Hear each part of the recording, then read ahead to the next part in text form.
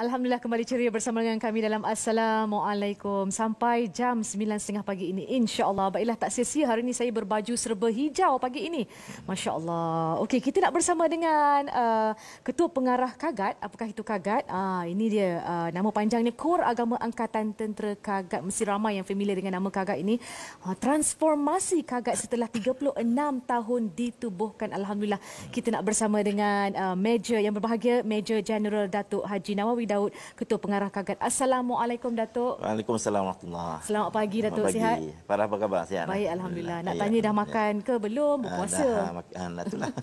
Alhamdulillah, syukur. Baiklah, Datuk, kita berbicara berkenaan dengan transformasi ini dan pejam celik besok tanggal 16 April telah pun bakal menyambut ulang tahun yang ke-36 tahun dan mungkin Datuk boleh jelaskan sedikit berkenaan dengan sejarah penubuhan Kagat yang membawa kepada objektif dan peranan Kagat sejak ditubuhkan 36 tahun yang lalu. Silakan Datuk.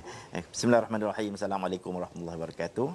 Terima kasih Farah dan juga terima kasih kepada TV Hijrah telah mengundang kami dan beri peluang kepada saya secara khususnya dan juga kepada Kagat dan Angkatan Tentera bagi membicarakan sedikit tentang sejarah penubuhan Kagat bersempena dengan hari Kagat yang ke-36 insya-Allah akan bermula pada besok hari insya-Allah. Sebelum itu saya ingin mengucapkan selamat Ramadan kepada seluruh rakyat Malaysia. Alhamdulillah. Khususnya kepada warga Angkatan Tentera di mana saja mereka bertugas dan juga khusus itu lagi kepada anggota Kagat sendiri. InsyaAllah akan menyambut hari ulang tahun ke-36 pada besok hari insyaAllah. Mudah-mudahan semuanya dalam keadaan baik dan dalam rahmat Allah SWT berkat Ramadan Al-Mubarak insyaAllah. Menyentuh tentang penubuhan Kagat ini ia ditubuhkan pada 16 April pada tahun 85 Pak. Di mana baik saya ditubuhkan pada tahun 86, saya adalah di antara grup pertama yang memasuki Kagat bersama dengan 30 orang rakan-rakan kita yang sebahagiannya telah bersara ada yang bersara awal dan sebagainya. Jadi penubuhan Kagat ini adalah rintitan daripada perkhidmatan keagamaan yang telah wujud dalam Angkatan Tentera. Betul. Sejak tahun 1933 lagi. Tetapi dulu mereka ni berorientasikan pakaian awam dan sebagainya. Sehinggalah tertubuhnya Kagat pada tahun 86 itu barulah 85 maafkan saya, dia barulah kita era perkhidmatan keagama ini beruniform macam pada tengok saya sekarang lah pakai uniform lah. Sebenarnya kami ni ustaz-ustaz juga sebenarnya. Walaupun pakai uniform Jadi tertubuhnya Kagat ini adalah untuk meneruskan legasi peranan yang diberikan oleh guru agama awam dulu, iaitu memberi perkhidmatan keagamaan dan juga memberi pendidikan Islam di dalam kepada seluruh warga tentera di mana saja mereka bertugas. Mudah-mudahan kan tercapai setiap hari matlamatnya objektif dan peranan insya-Allah Kagat. Dan juga dalam menyambut ulang tahun yang ke-36 ini esok Datuk, bagaimana agaknya sambutannya dan juga transformasi yang ingin dibawakan oleh Kagat selari dengan kematangan dan hala tuju ATM. Silakan. Dalam situasi PKP Farahnya, kami tidak mengadakan sambutan secara besar-besaran. Bermula pada malam ini kita adakan buka puasa beramai-ramai dan juga doa selamat, doa kesyukuran, tarawih dan sebagainya. Dan ada sedikit perhimpunan kecil-kecilan lah oleh kerana situasi PKP tidak mengizinkan untuk kita adakan perbarisan. Mengenai transformasi ini ialah Kagat oleh kerana sudah berusia 36 tahun Farah maknanya kita nak melonjakkan sedikit Kagat ni ke hadapan melalui dua teras yang telah kita kemukakan, iaitulah pematapan kerohanian dan juga keutuhan organisasi. Jadi dua teras ini yang kita cuba tunjulkan untuk next generation ataupun Kagat untuk masa hadapan. Ini yang transformasi yang telah sedang kita usahakan pematapan kerohanian ini bermaksud untuk kita sesuaikan dengan peranan Kagat itu sendiri. Iaitu Kagat ini mesti berfungsi memberikan pendidikan Islam supaya mereka ini anggota tentera kita ini ada nilai-nilai kerohanian yang tinggi. Sebab ini sebahagian daripada pembentukan Angkatan Tentera sendiri. Di mana tentera ini sebagaimana selalu saya war-warkan dalam masa-masa yang lalu, mereka ini mesti dibina dalam pematapan fizikal, persenjataan, kemudian pematapan mental mereka dan yang dalam itu ialah peranan Kagat. Itulah memberikan keutuhan pematapan kerohanian atau spiritual.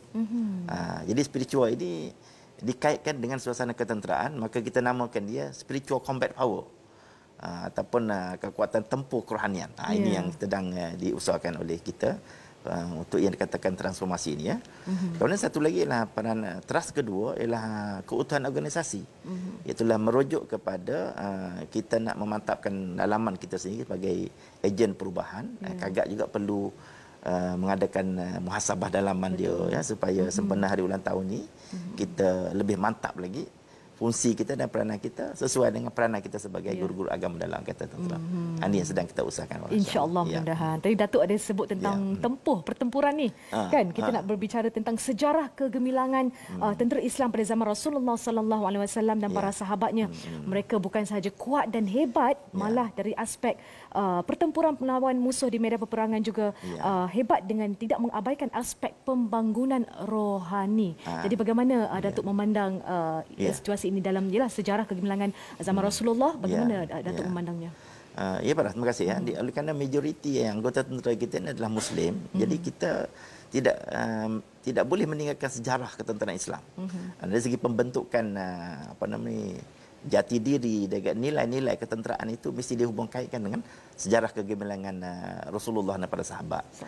Jadi kalau zaman dahulu tentera Islam ni digelar sebagai ruhbanul lail wa fursanun nahar, itu istilah terminologi yang digunakan pakai.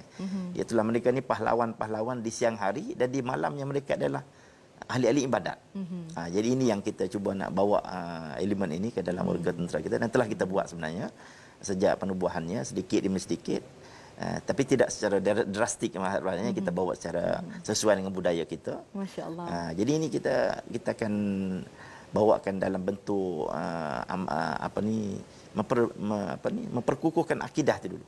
Pertamanya mesti kita mengukuhkan 4 teras dalam transformasi ini.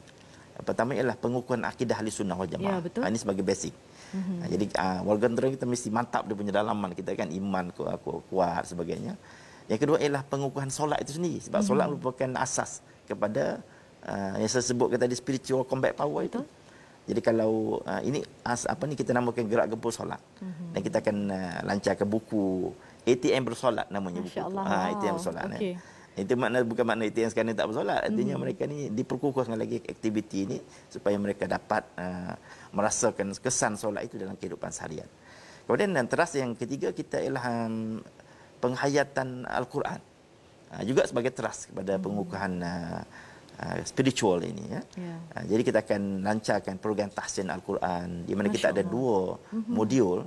Modul 1 kita namakan CBQ, cepat baca Quran. CBQ 1, CBQ 2. Jadi cepat baca Quran. Cepat baca Quran. Masya-Allah. Jadi kalau ikut kita dah cuba dalam lebih kurang 16 ke 20 jam mereka dapat baca Quran dengan program yang telah kita design sendiri. Dan untuk CBQ 2 inilah golongan yang boleh baca Quran tapi ada kesalahan tajwid, merangkak dan sebagainya. Kita datangkan dengan CBQ 2 untuk membantu anggota tentera kita dalam pengukuhan penghayatan Al-Quran.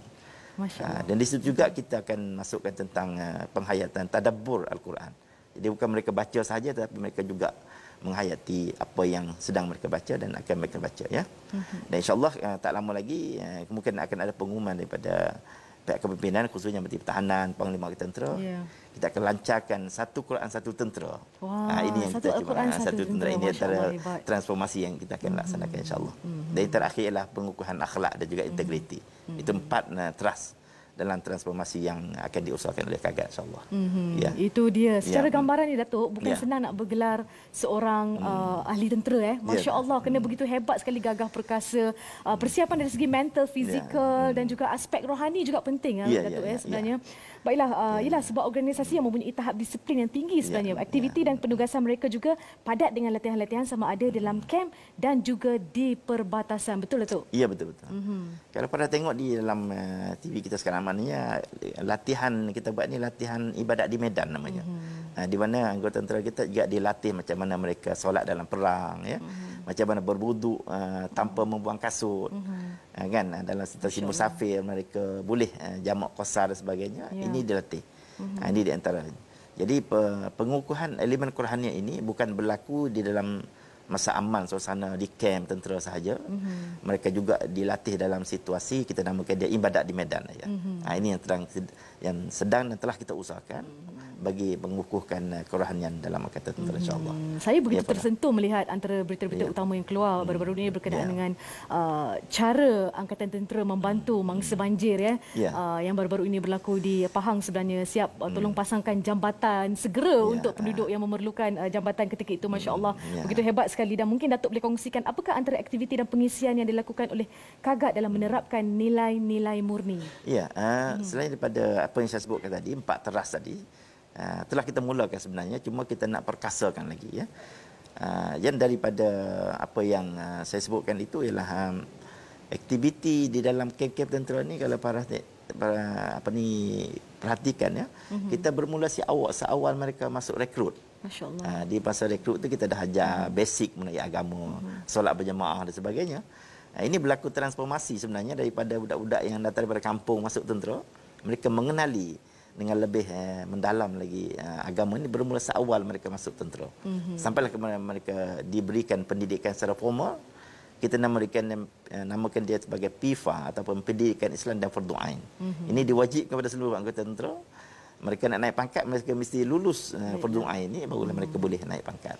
Ini di antara sistem yang kita perkenalkan dari segi pendidikan Islam, insya-Allah. Ya. Hebat sekali Angkatan Tentera Malaysia, masya-Allah. Asasnya fardu ain semua, masya-Allah. Hebat sungguh. Baiklah, saya ucapkan jutaan terima kasih kepada Ketua Pengarah Kagat yang berbahagia Major Jeneral Datuk Haji Nawi Daud, dan saya ucapkan selamat menyambut ulang tahun yang ke-36. Ya, saya juga nak ucapkan selamat hari ulang tahun kepada seluruh anggota Kagat dan juga kerjasama yang diberikan oleh warga tentera. Mudah-mudahan seluruh warga tentera kita dan juga seluruh warga Kagat dirahmati Allah Subhanahu Wa Taala. Itu saja. InsyaAllah. Amin ya rabbal alamin. Dan selamat berpuasa buat Datuk dan juga seluruh warga Angkatan Tentera. Mudah-mudahan misi, matlamat, objektif peranannya semua tercapai dan dipermudahkan segala urusan anda semua. Amin ya rabbal alamin. Baiklah, kita ada satu bahan penting di sini berkenaan dengan veteran tabung pahlawan ini.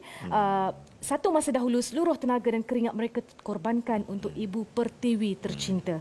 Dikala kita nyenyak tidur di ulit mimpi, kemakmuran Malaysia sekarang adalah hasil pengorbanan mereka yang tidak berbelah bagi. Hargailah pengorbanan bekas prajurit kita ini dengan menyumbang kepada tabung pahlawan sekarang.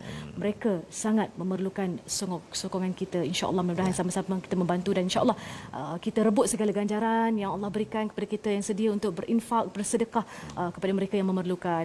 Ayahanda saya juga salah seorang daripada bekas prajurit. InsyaAllah mudah-mudahan saya doakan juga untuk ayahanda saya. Okey, kita jumpa lepas ini insyaAllah bersama dengan Azidah. Katanya ada di set juga.